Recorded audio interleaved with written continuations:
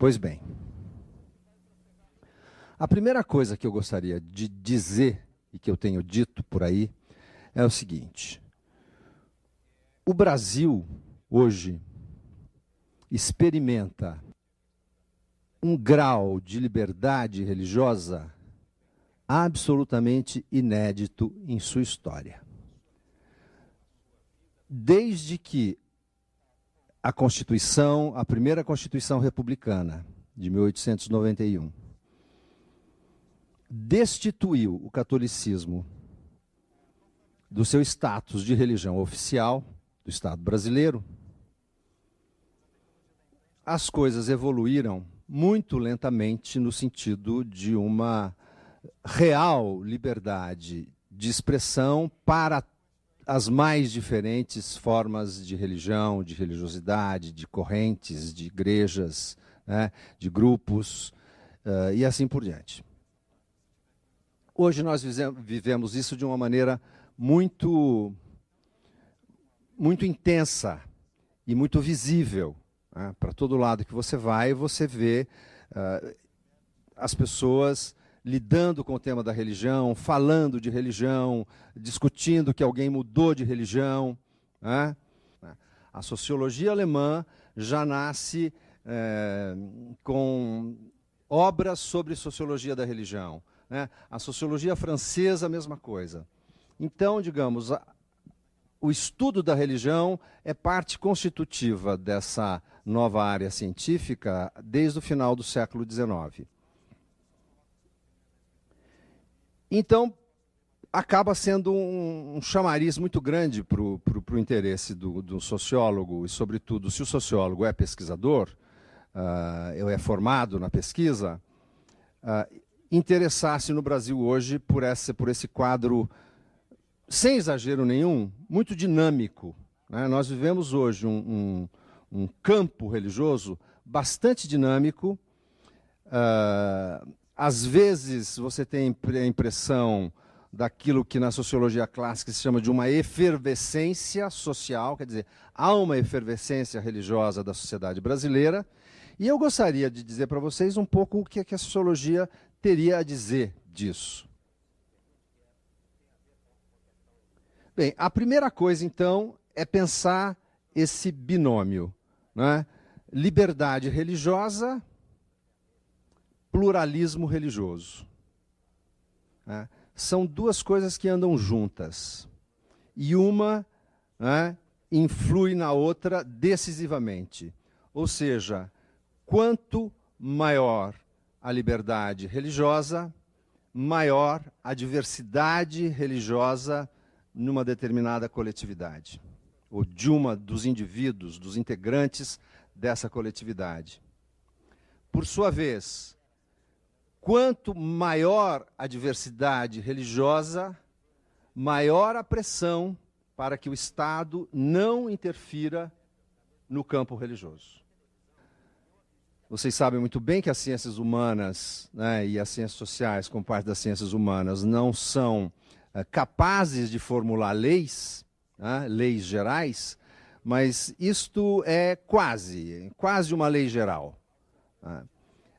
Liberdade, maior a liberdade religiosa, maior a pluralidade. E o contrário que a gente está menos acostumado a pensar. Quanto maior a pluralidade, maior o valor atribuído à liberdade religiosa e às demandas para que o Estado seja, e os governantes, né, tomem decisões cada vez menos favoráveis a um único tipo de religião ou a poucas religiões e não a todas. Né? Há uma demanda nesse sentido. Então, isso é muito importante da gente pensar.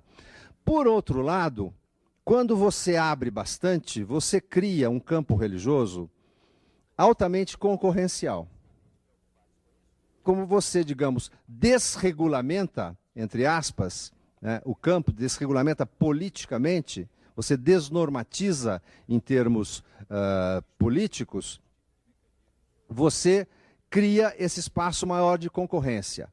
Quanto maior a concorrência, maior a exigência que as lideranças religiosas, isso é uma outra coisa que eu gostaria de lembrar a vocês, né?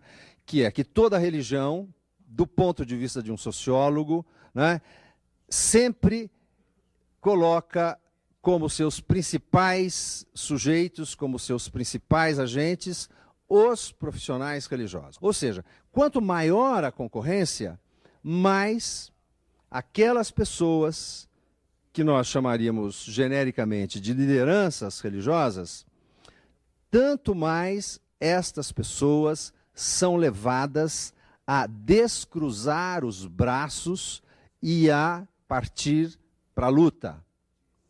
Essa luta, às vezes, pode ser até mesmo um pouco violenta, mas significa o seguinte: não há chance de uma religião cuja liderança passa os dias de braços cruzados.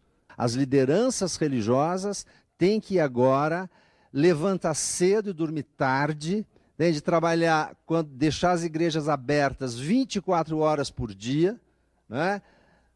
Porque a concorrência entre elas se acirrou muito. Então isso é uma outra coisa importante.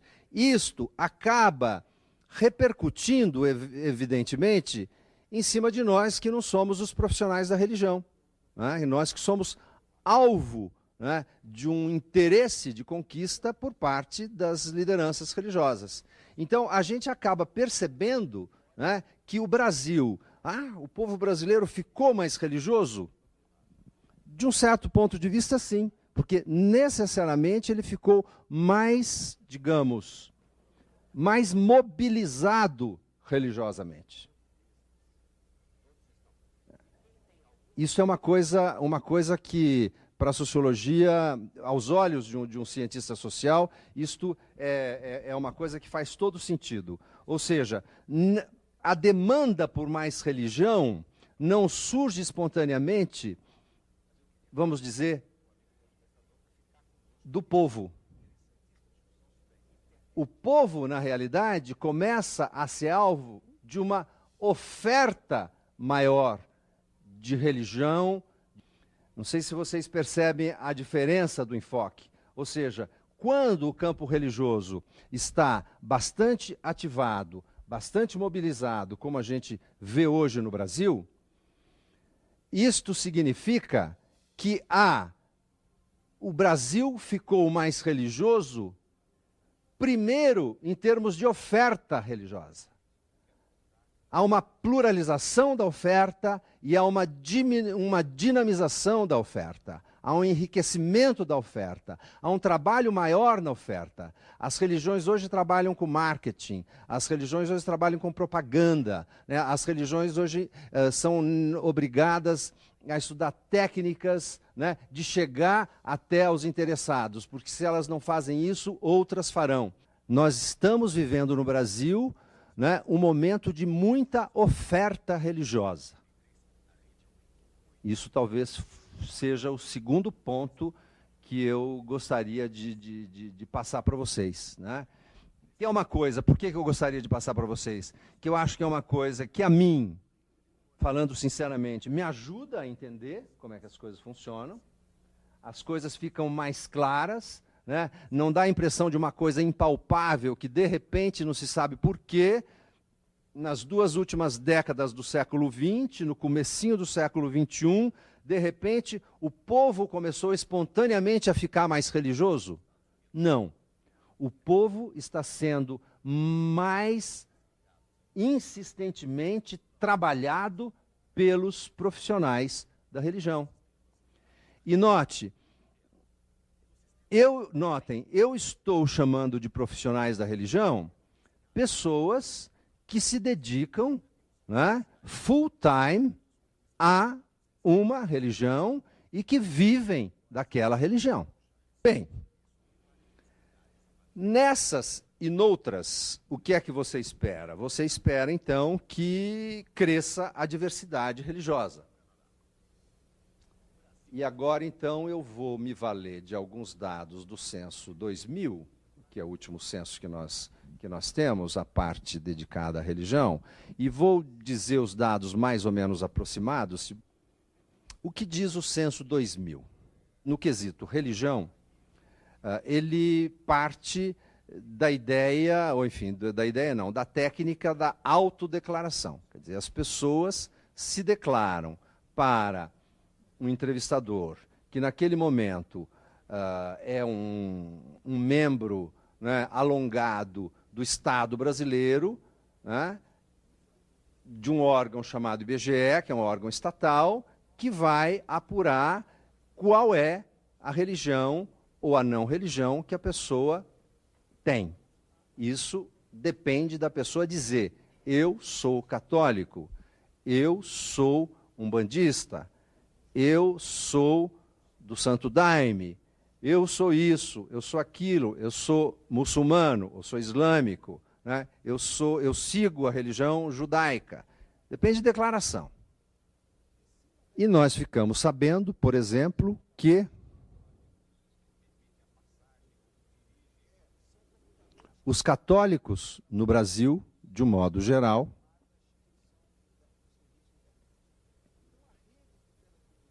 são 74% da população. Ou seja, 3/4 da população brasileira, quando interrogados qual é a sua religião, ainda se declaram católicos. Ou seja, para uma população que na época eram 170 milhões, arredondando, em 2000, né, isto significava algo da ordem de mais de 120 milhões. Tá? Mais de 120 milhões de brasileiros ainda, neste momento da aplicação do censo, se declararam católicos em 2000. Desses 74%,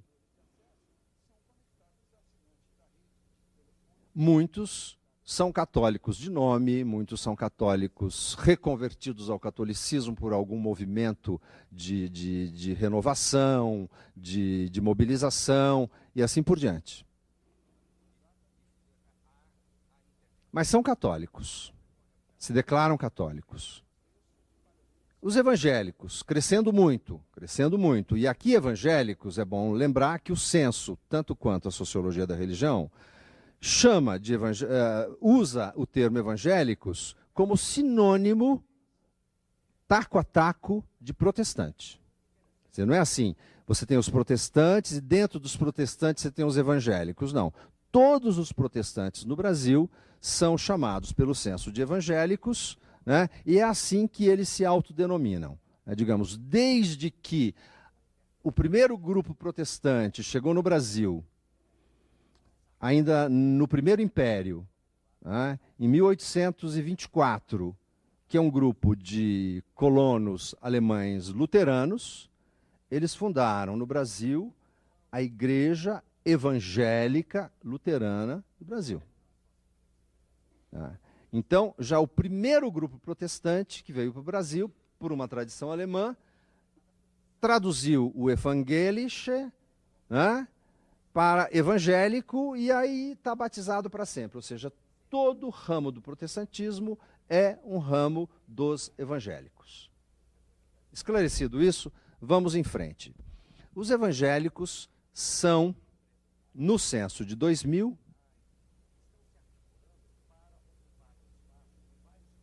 16%. Quase 16%. Um crescimento extraordinário. Crescimento realmente extraordinário. Né? Enfim, em 10 anos, o número dobrou. A proporção de protestantes ou evangélicos no Brasil dobrou. Né? Um grupo extremamente dinâmico, sobretudo nos seus ramos pentecostais e nos chamados neopentecostais, que são esses protestantes, são essas igrejas protestantes fundadas propriamente no Brasil, no final dos anos 70. Somemos 74 com 16, 90. Então, já resumindo, 90% dos brasileiros se declaram estar seguindo alguma igreja cristã. Porque os católicos são cristãos, os evangélicos são cristãos. Pois bem, qual é o terceiro grupo maior no censo de 2000? Em 1970, quando eu comecei a praticar sociologia da religião, no setor de sociologia da religião, desse centro de pesquisa chamado SEBRAP, o terceiro maior grupo eram os espíritas. Hoje, o terceiro maior grupo das tabelas de religião do censo são os sem religião.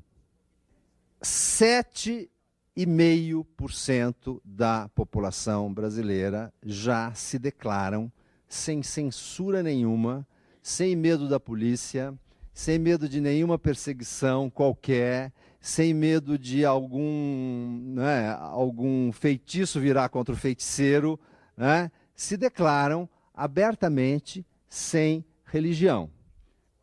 Somemos 90 com 7, vamos arredondar para baixo? Vamos arredondar para 7, o sem religião? 97. E a diversidade religiosa, onde foi parar?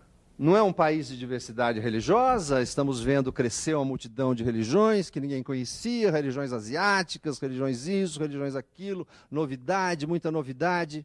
É muito interessante quando depois você tem um dado, né, um dado inquestionável, que é a coisa do censo, você fala, olha que coisa interessante. Quer dizer que o Brasil, com toda essa liberdade religiosa, com toda essa mudança, com todo esse dinamismo, é um Brasil, né, de 90% de cristãos que seguem igrejas cristãs. Porque agora nós vamos pensar o seguinte, bem, nesses 3% que restam, o grupo maior é o dos espíritas kardecistas, que tem uma majoritária parcela de seguidores que se autodenominam cristãos, que se consideram cristãos. Bem, mas de qualquer modo, o que sobra? Você tem, nesses 3%, você tem os afro-brasileiros, seguidores de Umbanda e de Candomblé, que apesar de toda a diversidade e toda a importância que tem historicamente para a nossa diversidade cultural, para a nossa diversidade étnica, para a nossa diversidade culinária, né? Enfim, uma coisa assim paparicada pelo Itamaraty, essa nossa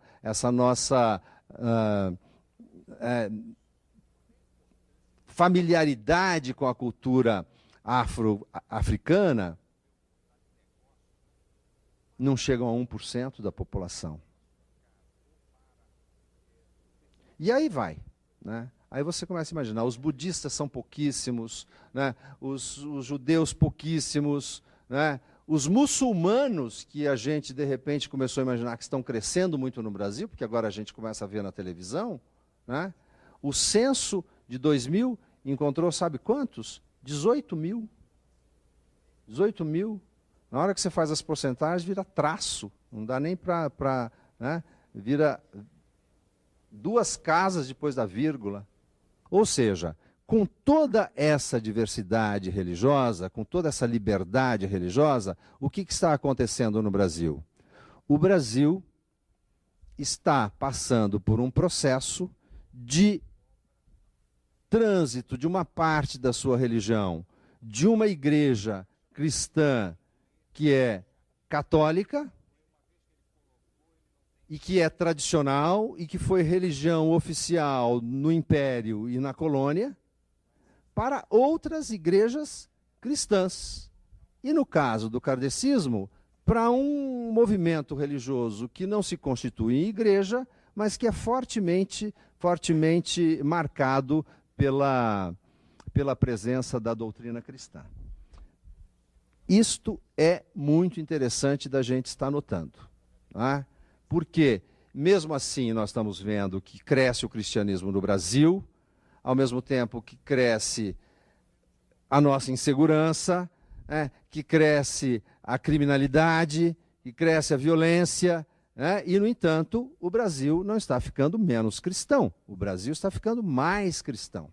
As pessoas estão reoptando pelo cristianismo, né? O que nos faz minimamente pensar, né, o que é que estaria acontecendo nesse nível. Ou seja, que tipo de cristianismo é esse que acaba, né, sendo o cristianismo que os brasileiros estão seguindo. Então, o que nós temos? Nós temos aí um quadro bastante claro, né, de mudança religiosa, mas agora eu gostaria de lembrar uma outra coisa. Quanto mais as religiões vão competindo entre si,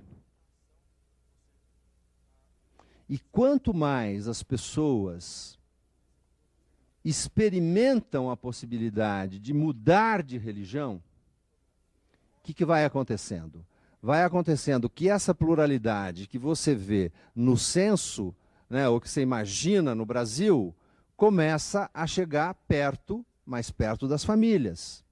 Quer dizer, as pessoas começam a ter agora mais presentes no seu cotidiano, ou pelo menos no almoço de domingo, pessoas que de repente eram católicas e deixaram de ser católicas. Né?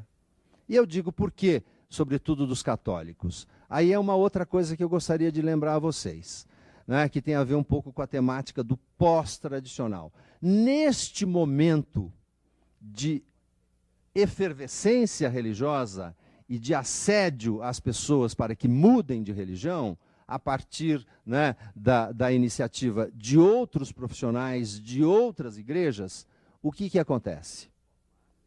Acontece que, sobretudo, as filiações tradicionais são as mais afetadas. Me entendam. Se vocês olham agora, não quem está ganhando adeptos, mas quem é que está perdendo adeptos no Brasil? Ou quem é que está doando adeptos para as outras igrejas e eventualmente outras religiões? A Igreja Católica, é o catolicismo. Todas as religiões acabam tirando algum católico da Igreja Católica. Então, o catolicismo, que era 99% da população, passa a ter 97%, passa a ter 93%, passa a ter 90%, e hoje está com 74%. Mas não é só isso. Entre os evangélicos, que são digamos, o agregado que mais cresce no Brasil, sobretudo o mais tradicional deles, que é o grupo luterano, que são as igrejas luteranas, também a Igreja Luterana no Brasil está perdendo seguidores. Por quê? Porque tem exatamente o mesmo formato de uma religião tradicional, de um grupo étnico que se estabeleceu como colônia, né, e que de religião, né, exatamente associada àquele grupo. A partir do momento que esse grupo vai se diferenciando, né, vai se mudando, vai se espalhando, né, vai também abandonando a igreja protestante. É muito interessante de ver. Todas as correntes protestantes crescem, de um modo geral. As pentecostais e neopentecostais crescem mais do que as protestantes históricas. Entre as protestantes históricas, algumas ficam estacionárias, ou seja, crescem vegetativamente. E, finalmente, para surpresa geral e para tristeza de muitos, não necessariamente pessoas religiosas que ficaram tristes com essa notícia, estão perdendo adeptos de uma maneira muito significativa às religiões afro-brasileiras. Houve um tempo, e eu experimentei esse tempo, em que se dizia que a Umbanda, que também era uma religião criada no Brasil, com toda a cara brasileira, seria eventualmente a grande religião nacional. né? A Umbanda tinha tudo, porque era uma coisa muito sincrética, muito próxima, etc. Tinha tudo, tinha o charme do candomblé, da coisa, né? Tinha a música, tinha o ritmo, tinha essa coisa dos espíritos, né? Uma proximidade muito grande dos espíritos, que é uma coisa que supostamente os brasileiros têm né? Uma familiaridade grande com essa ideia. E a Umbanda, de repente, começou a perder adeptos, né? Então, diminui o catolicismo, diminui a Umbanda, diminui algumas igrejas protestantes tradicionais, né?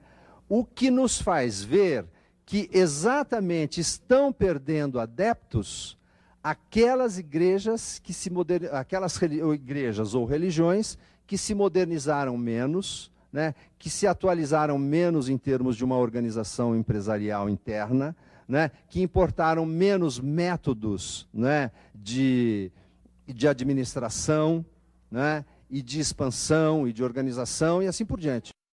Nesse período de alta competitividade e de concorrência incrementada entre as religiões, algumas se aparelharam bem e elas estão conseguindo não apenas resistir à concorrência das outras, mas estão, inclusive, né, ganhando adeptos, crescendo.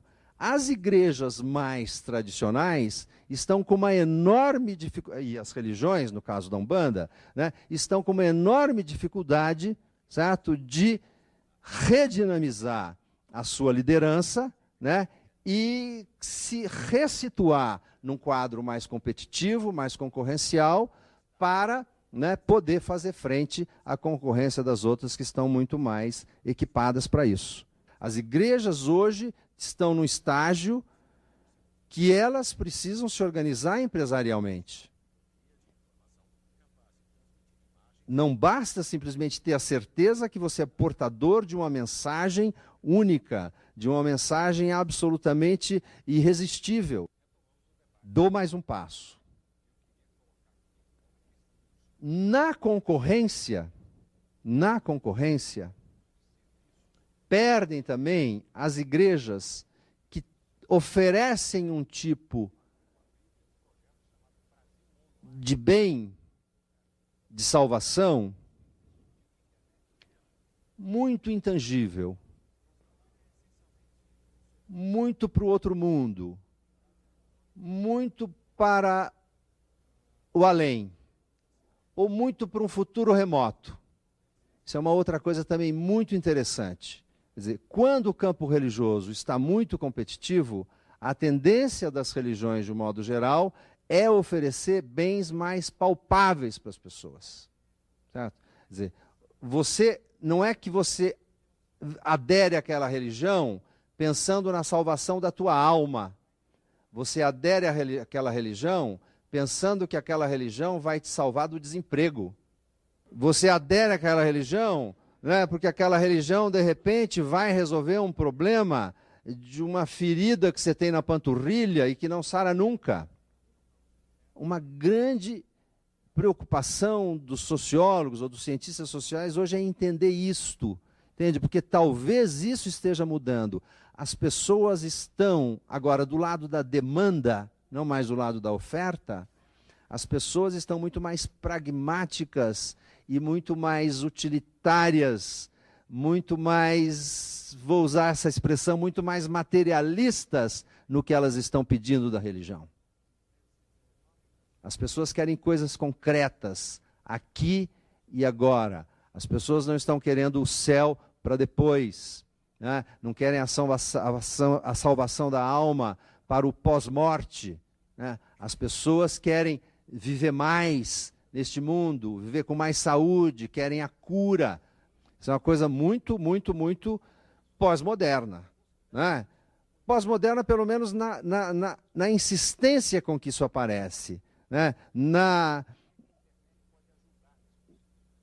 evidência empírica com que isso se manifesta. As pessoas procuram as religiões para resolverem seus problemas neste mundo. E isso é uma outra coisa muito interessante. Portanto, já podemos imaginar, as religiões mais tradicionais têm menos facilidade de readaptar o seu corpo doutrinário, né, os seus ensinamentos, para esse pragmatismo todo, né, das populações mais urbanizadas e mais modernizadas do Brasil. Agora, tem uma outra coisa interessante. Eu falei que as pessoas querem resolver problemas aqui e agora, mas não é só isso. As pessoas hoje, numa sociedade como a nossa, estão querendo também religiões que lhes facultem, que lhes possibilitem uma experiência religiosa, um pedacinho do céu aqui e agora. Ou seja, o êxtase, o transe, ou, genericamente, a experiência mística, a experiência religiosa. As pessoas querem sentir Deus.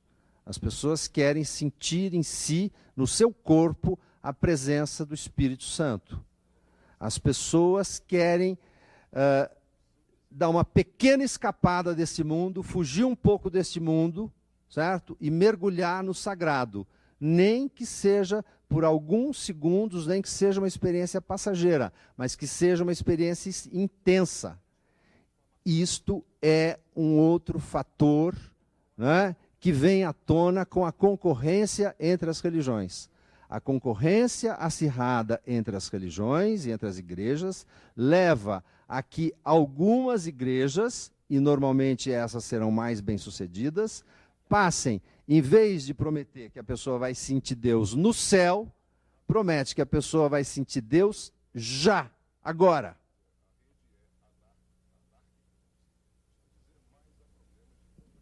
De repente, se eu fosse um pastor aqui, se eu fosse qualquer líder religioso, eu podia dizer para vocês agora, porem uma música e diria para vocês, fechem os olhos.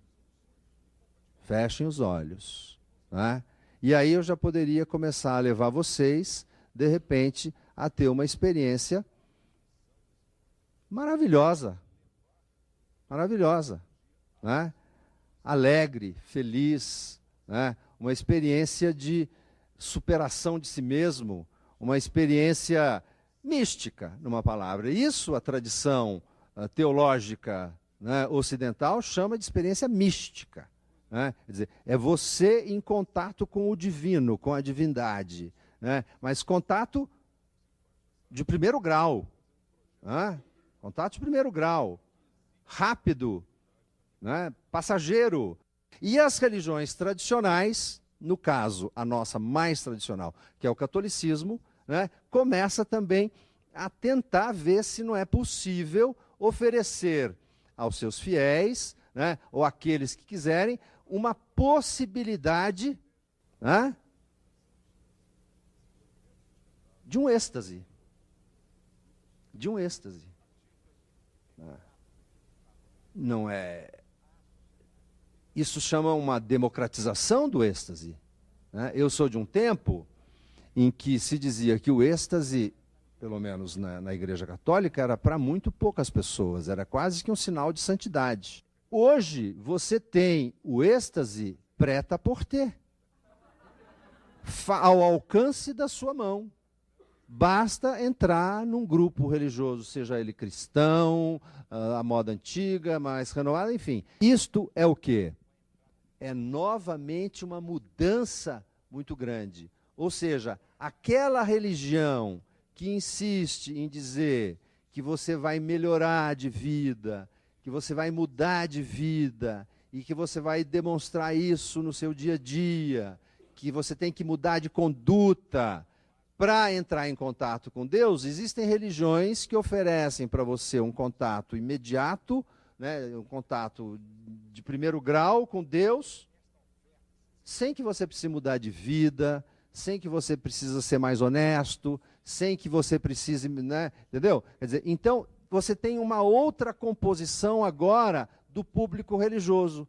você tem aqueles que seguem mesmo, aqueles que fazem parte da comunidade, e você tem agora, digamos, tamanhos gigantescos de templos, né, que reúnem pessoas que são apenas passantes, são pessoas que nós, na sociologia da religião, estamos chamando não de fiéis, não de seguidores, mas estamos chamando de clientela, clientes, né? Não se vinculam àquela comunidade, mas de repente podem participar do culto, né? E de repente entrar naquele clima e experimentar e ter uma experiência da presença do Espírito Santo. Isso é muito, muito novo para o Brasil, né? Isso é muito novo, quer dizer, isso também é outra coisa que está deixando, né, o campo religioso muito efervescente, né, nesse sentido, porque agora as pessoas têm para contar umas para as outras como foi bom, como foi importante, como foi desestressante, como foi, entendeu, recompensador, né, uma experiência religiosa aqui e agora, com algo que você imaginava que era inalcançável, que você só poderia alcançar depois da morte. Isso que significa que vale o presente, né? Que as pessoas, quando eu estou falando, enfatizando essa coisa do aqui e agora, quer dizer, há uma presentificação, né, quase que exclusiva da ideia do que significa uma experiência religiosa. Significa que as religiões hoje têm menos espaço para incutir regras de conduta e regras morais, né, que vão orientar o cotidiano das pessoas. Em outras palavras, as religiões, quando se preocuparam durante milênios em orientar a conduta das pessoas, elas ajudavam as pessoas a racionalizar o seu cotidiano, o seu dia a dia. As pessoas sabiam por que tinham que fazer isso, por que tinham que fazer aquilo, por que tinha que obedecer o pai e a mãe, certo? Por que tinha que se casar virgem, entende? Por que isso e por que aquilo? Quer dizer, havia uma série de valores e normas internalizados e que tinham que ser traduzidos numa conduta que devia ser coerente, né? Que tinha que ter uma racionalidade na qual você mesmo pudesse se reconhecer, né? Quer dizer, no sábado você era o mesmo, né, a mesma pessoa do sábado passado e do sábado anterior, ou seja, você criava, né, personalidades constantes, porque era isso que a religião passava. Agora, as religiões estão muito preocupadas em ganhar adeptos umas das outras. A religião que está sendo ofertada para nós é uma religião que está cada vez mais distante daquilo que o velho protestantismo, o protestantismo histórico do século XVI e XVII, né, chamavam de ética. Né? Ética. Você ter uma conduta racional, coerente, constante, ter os mesmos princípios, educar os seus filhos com esses mesmos princípios, que por sua vez educariam os seus filhos, né? E assim de geração em geração. São religiões que privilegiam o atendimento de demandas pragmáticas, que eu estou chamando de materialistas, das pessoas, e no outro extremo, demandas tão espiritualistas, né, que isto se traduz quase numa demanda de uma experiência extática, né, de transe, mesmo que esse transe não seja um transe violento, né, mesmo seja um transe de excessiva manifestação corporal, né, mas ligeiramente, né, um transe, ou seja, uma experiência ultra espiritualizada de contato direto com a divindade,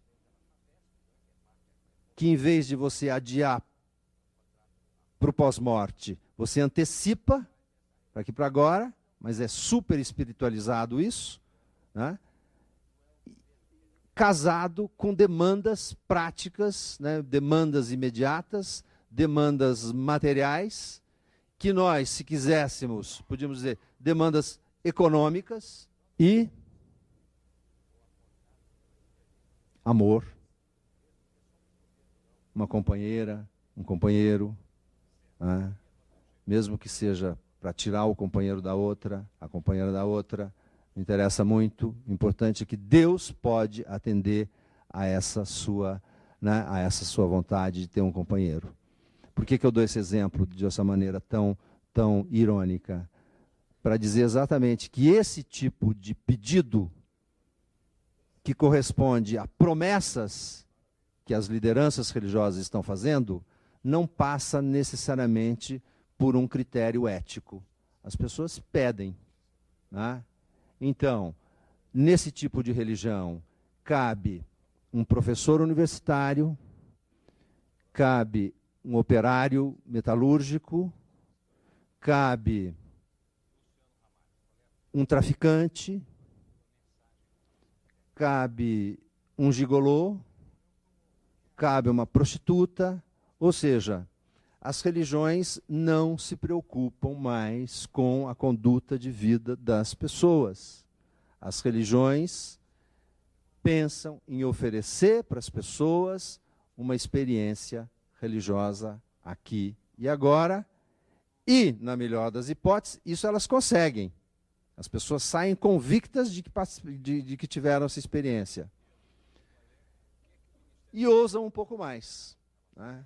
Ousam prometer curar a sua miopia, ousam prometer que vão curar a AIDS, ousam prometer que vão curar uma série de coisas. Ousam, mas as pessoas continuam insistindo em que é possível, né?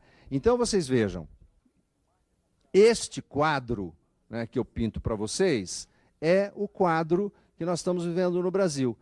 Tudo isso que eu falei no final, e que é uma maneira de descrever o que, no fundo, as pessoas estão fazendo da sua religião, porque é isso que está acontecendo, tem a ver com o fato, voltando para o início, com o fato de que nós estamos vivendo, no Brasil, um período de liberdade religiosa intensa, o que é, digamos, em termos culturais, uma coisa inteiramente nova. Nós estamos passando por essa experiência de uma maneira coletiva e nós não estamos nos dando conta disso, né? Não é só que nós somos diversos. Ser pós-tradicional é ser diverso e saber que você é diverso, né?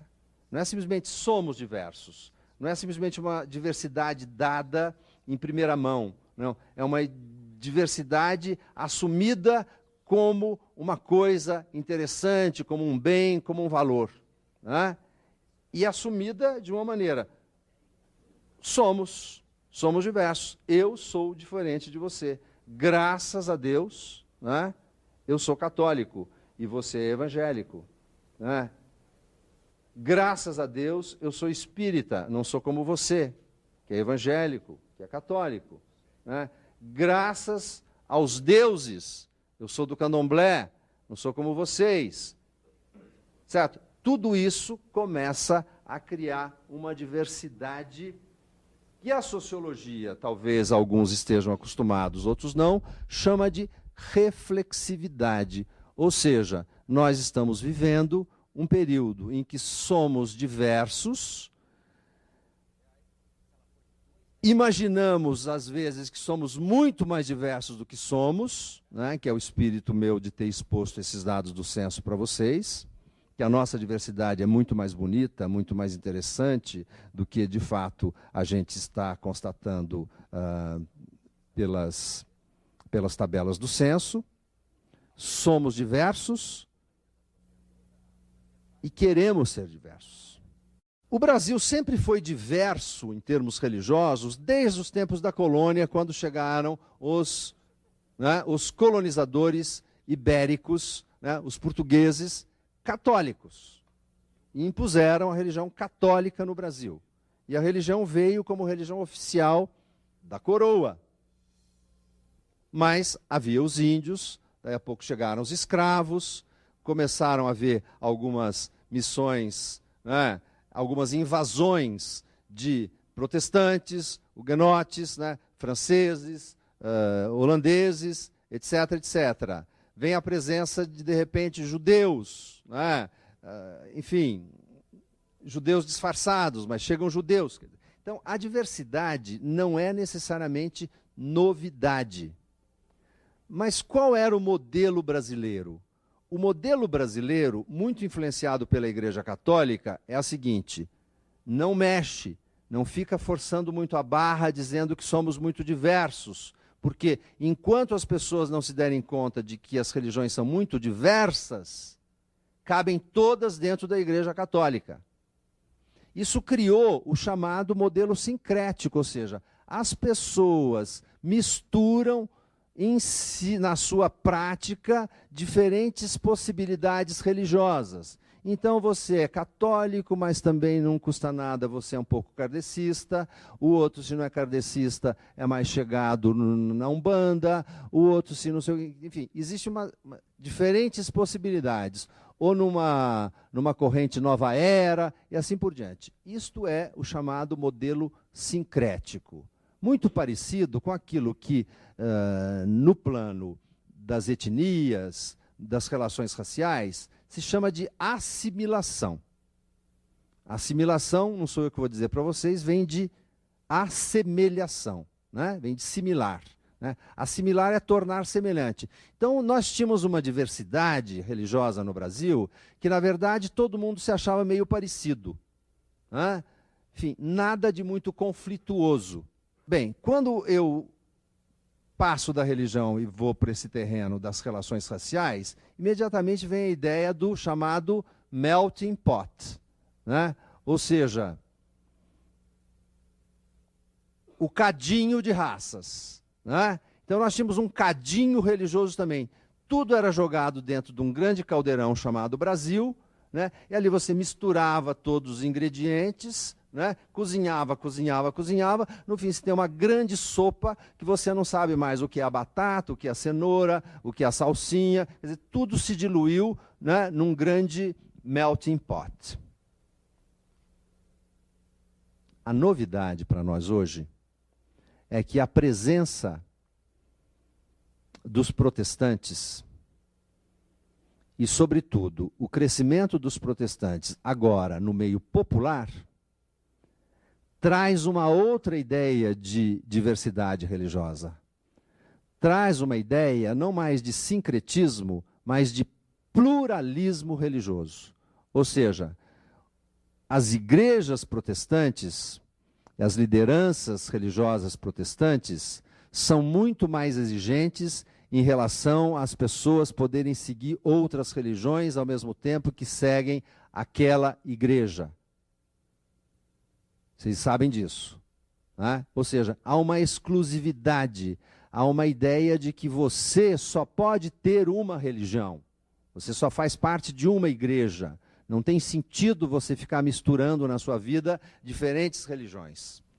Então começa-se a solapar a ideia do sincretismo e passa-se para uma ideia que ajuda muito nessa nossa experiência de estarmos vivendo uma sociedade pós-tradicional, e no nosso caso, pós-tradicional também nesse aspecto, que a diversidade passa a ser pensada agora como uma coisa pós-sincrética. Então isso é muito interessante em termos sociológicos, porque o que significa? Significa que agora você tem uma parcela grande, já bastante significativa, da população brasileira que sabe que religião é uma só. Isto não diminui a diversidade da nação como um todo, mas dá uma outra percepção do que significa a diversidade. Dá uma percepção exatamente de alteridade, quer dizer, eu sigo a minha religião, você segue a tua. Você não me convida para a tua e eu te convido para a minha. A não ser que você queira passar definitivamente para a minha, ou você esteja querendo que eu passe para a tua. Quer dizer, é uma outra ideia. Né? Então, o nosso sincretismo tradicional, que foi a maneira como o catolicismo, como religião dominante, né, conseguiu, digamos, um equilíbrio brasileiro, né, entre as diferentes manifestações religiosas não católicas, com o protestantismo passa a sofrer um abalo bastante grande, porque o protestantismo vem trazer agora o modelo não mais do melting pot, né, do caldeirão onde você dissolve todos os ingredientes da sopa, mas eu já andei lendo por aí numa certa literatura evangélica, né, e a coisa estava em inglês, não é mais um melting pot. Agora, o Brasil tem que ser visto religiosamente como um salad bowl, ou seja, uma travessa de salada, onde alface é alface, o tomate é tomate, o palmito é palmito, né, o coraçãozinho de alcachofra é coraçãozinho de alcachofra, e assim por diante. Ou seja, você não dilui tudo, né, numa diversidade assimilada, né, assemelhada entre todos. Mas agora você mantém as diferenças, ou seja, agora aquilo que não é a minha religião é uma outra religião, uma religião do outro, não é minha. Né? Você aumenta a ideia de alteridade presente na constatação ou na experiência de uma diversidade religiosa brasileira.